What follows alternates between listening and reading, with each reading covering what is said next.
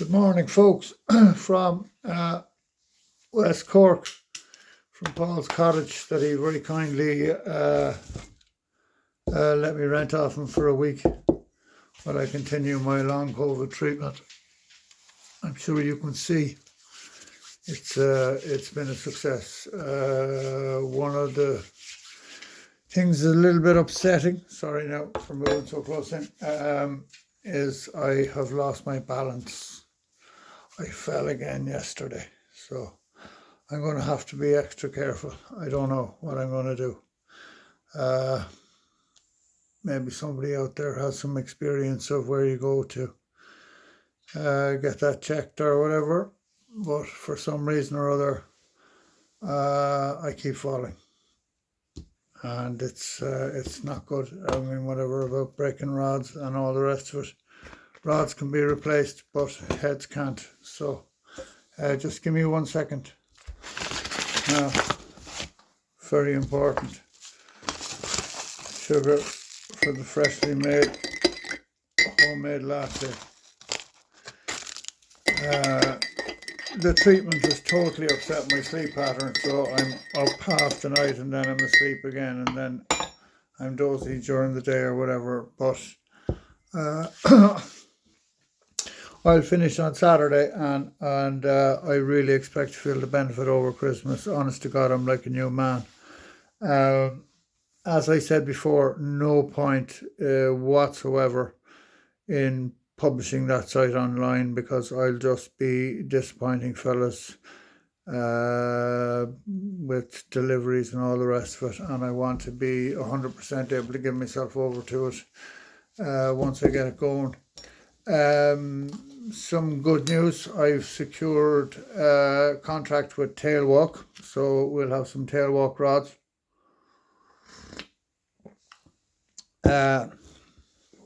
Cormac Walsh, I'm sure you'll be glad to hear if you're watching, if you bother. Not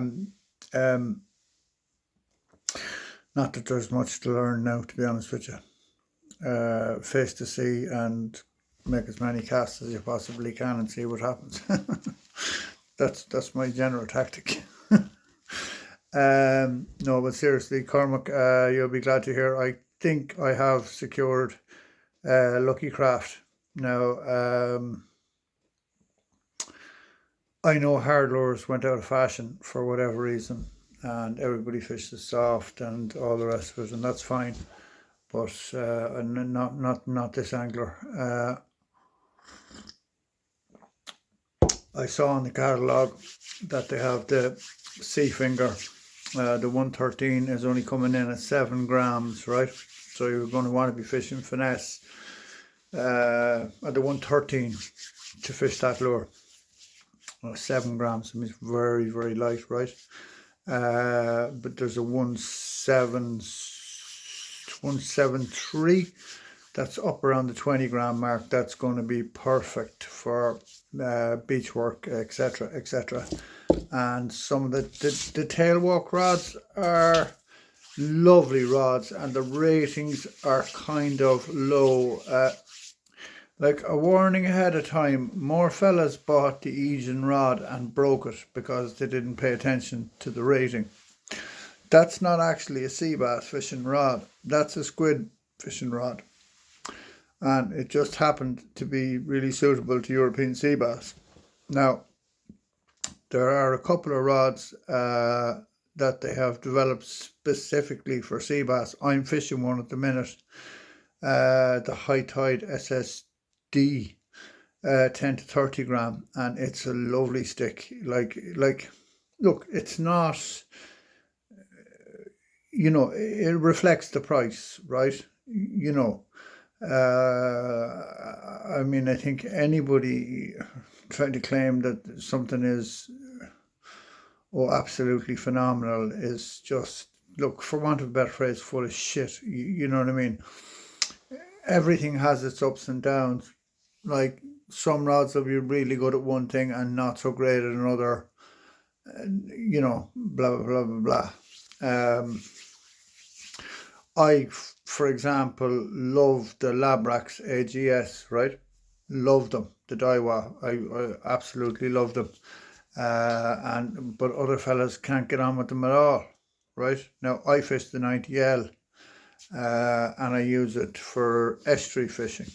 Now, it's a cultural thing. Like, if you go on the continent, you'll see most guys sea bass fishing with a 7.5 foot rod. But I'm starting to get a Cork accent. Jesus, I wouldn't want to stay here too long, would I? I'd be like, how we going there now? How's it going? Jesus, you first spring on your step. I would. Yeah, it wouldn't take long. But I distract myself all the time. I'm a crazy person. But they're fishing like 7.5, 8 foot at the max, right? Because that's the kind of the culture, and for shore fishing they might go to 8.5 or whatever. But you can't, for instance, it's very difficult to get Tenaroo at 9 foot. You're up at the Red Dragon and stuff, and then you're into the ratings that you want to be chucking, throwing the kitchen sink at bass, right? So really, what I'm looking for is, well, look, there's what I personally like. Then there's the market, right? And it's finding a balance between the two, because I'm not always right. You know what I mean? And fellas want what they want, like, and I want to make that available to them. But there are certainly some rods in that catalogue that I'll be super interested in, and I'm going to do a good bit of salmon fishing this year, and there are some freshwater rods in it that just look like they take salmon fishing to the next level. So and trout lure fishing is the other thing. Actually, I'm going to pause it there for a second. I want to show you something. Now, I've been beavering away trying to pick up trade contracts here, there and everywhere. So, look at that little guy. Let me take him out of the box, because see, the thing is, unfortunately, when you buy lures, you have to keep one for yourself, because you've got to test it. At least that's my logic. So, this guy here, I think, is going to absolutely slaughter sea trout. I really do. And they're not super expensive, right? That is the Davia Kona Hooks Fukai Jerk Zato, right? So it's 59 millimeters and 5.8 grams of sea trout killing machine. Look at that. Let me get that focus. Will it focus? Yeah, there we go. Will it focus? There we go. Absolutely superb. Beautiful colours. Nice spot of yellow, right? So that's one thing. We're going to have a nice sea trout collection by the time I'm done. And river trout. Absolutely lethal for river trout. And I found some reasonable braid, right? At a reasonable price. 9 strand, right? 7.8 kilograms, 9 kilograms. 9 kilograms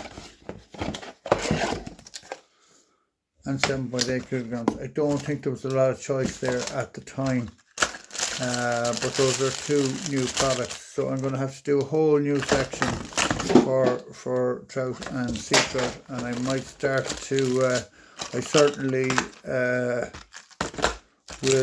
will be doing some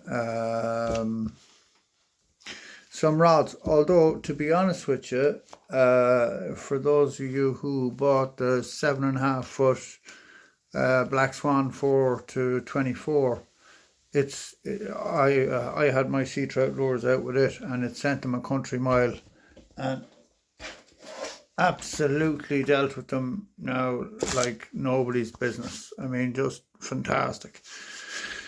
So yeah, so a few developments. The other thing I'm excited about with Tailwalk is they have a reel, and it's nothing super fancy, right? But it looks like it'll get the job done. If it's from Tailwalk, you can take it. It's well made. It's Japanese engineered. Like, you know, what are your choices, right? So you buy a Stella, and you can be sure that that Stella is going to give you 5 or 6 good years of service before it grinds, right? Now, if you're a shore fisherman, you can buy a Stratic and get 2 or 3 years out of it because it's not getting wet, it's not getting dunked, and if you mind it, and all the rest. Or a Vanford. I like the Vanfords. Yeah, but then trying to get your hands on Shimano, you know, Magic Fairy Dust is easier to come by. You know, there's waiting lists, and they want you to put in, you know, ridiculously large orders that a small little bespoke shop like mine is never going to cut the mustard. So excited about the Tailwalk. Reels, we'll see about the shipping costs. Logistics are gone through the roof. I mean, this cost of living crisis is crazy. I went to the shops the other day and looking at the price of food, and look, I don't mean to be controversial, but there's a history of greed in this country, and there's no way that's inflation. Like, fellas are just price gouging. They're just upping the price there because they see their opportunity, right?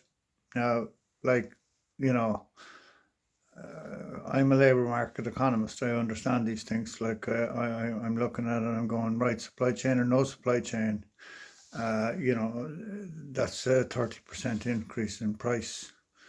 Like, don't tell me it cost you 30% extra to get that in wholesale. It did not, right? So they're more than passing it on to the consumer. They're just price gouging, and it's a reprehensible practice.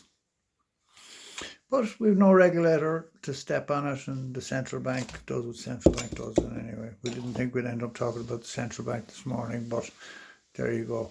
That's what happens when you mix labour market economics and fishing talk and import, export, etc., etc. And the other thing is Brexit is a chocolate mess. It's just impossible to do business with the UK. No, can't be done. There's no profit in it. Like, you know, I tried to source fish. In fact, I did source fish black minnow, and they just were not worth bringing in. They weren't worth the money. I would have been made 80 cents a lure. Imagine that. Imagine how many lures I'd have to sell to buy a dinner. Like, no, not worth it. Not when there are better products at a cheaper price. To be honest, like, fish have had their day, right? They created ultra soft bodies that fell to pieces. They did it for their own reasons. Yes, look, ultra soft adds to the action, but like, look at Band of Anglers. You know, they've produced the Sandeel 4.5, and that thing you could stand on and stretch the length of the kitchen and it'll bounce back into shape. Look at Sidewinder. I mean, if you look at all the commercial boys in the UK and see what they use, right? Sidewinders, you know, and they catch tons of bass, right? So Now, granted, they're out in boats and they're on shoaling bass and all the rest of it. It's not the same thing. It's just not. Like if you find 150 bass and they're marauding, right, on a bait ball, you could throw that fella in there now with a treble hook in it and you'd hook a fish, no bother, right? Anything that flashed, they'd hit because they're switched on and they're crazy, right? So, you know, I can't remember who it was years ago, you know, said there are essentially two types of bass you're fishing for. You're fishing for standing fish that are doing nothing, right? Or you're fishing for active hunting fish.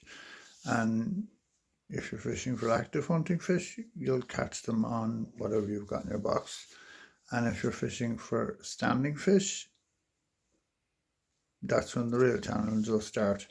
And I think that's where the dark sleeper and the sleeper craw range and that range of lures have absolutely come into their own. You know, I'm making it my mission to introduce the dark sleeper as a standard in the Irish lure box. It's a phenomenal lure. Like, it's ultra realistic. Like, I have it there now in Donco and in Waxahachie, and it just looks like a goby. You know, it just looks the very same size as a goby. I have it down to the 2.4 inch. I can't get the big fellas yet. I will be able to get them soon. I had a bunch of product arrived yesterday, and I'm sitting in West Cork. I'm driven nuts. I'd nearly go home to see what was there. It's like it'll be like Santi coming. But anyway, that's it. That's where we are. Things are moving along really, really nicely. I have very little Wi-Fi here, so it's hard to. I can upload the odd video and stuff, but it's very difficult to work on WordPress and Elementor and stuff. The website design takes a bit of bandwidth, so I'm going to spend the morning inside in Bandon or Clon or somewhere where they have strong Wi-Fi signal, and order coffee and a bit of breakfast and work away, updating the sites.